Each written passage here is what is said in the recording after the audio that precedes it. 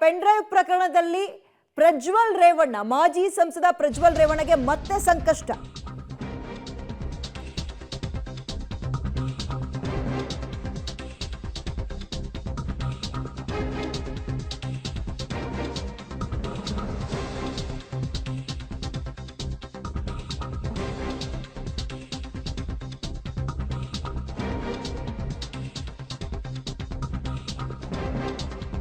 ಪ್ರಜ್ವಲ್ ರೇವಣ್ಣ ನಿನ್ನೆ ತಾನೇ SIT ಅಧಿಕಾರಿಗಳ ಕಸ್ಟಡಿನ ಮುಗಿಸ್ಕೊಂಡು ವಾಪಸ್ ಪರಪ್ಪನ ಅಗ್ರಹಾರಕ್ಕೆ ಬಂದಿದ್ರು. ಬಟ್ ಅದ್ರ ಬೆನ್ನಲ್ಲೇ ಮತ್ತೆ 4 ದಿನಗಳ ಕಾಲ ಅವರಿಗೆ ಕಸ್ಟಡಿಗೆ ಕೊಡಲಾಗಿದೆ. SIT ಕಸ್ಟಡಿಗೆ ವಿಚಾರಣೆಯನ್ನ ಮತ್ತಷ್ಟು ಮುಂದುವರಿಸುವ ಸಲುವಾಗಿ. ಸೊ 29ನೇ ತಾರೀಕು ತನಕ ಮತ್ತೆ SIT ಕಸ್ಟಡಿಯಲ್ಲೇ ಪ್ರಜ್ವಲ್ ರೇವಣ್ಣ ಇರಬೇಕಾಗುತ್ತೆ.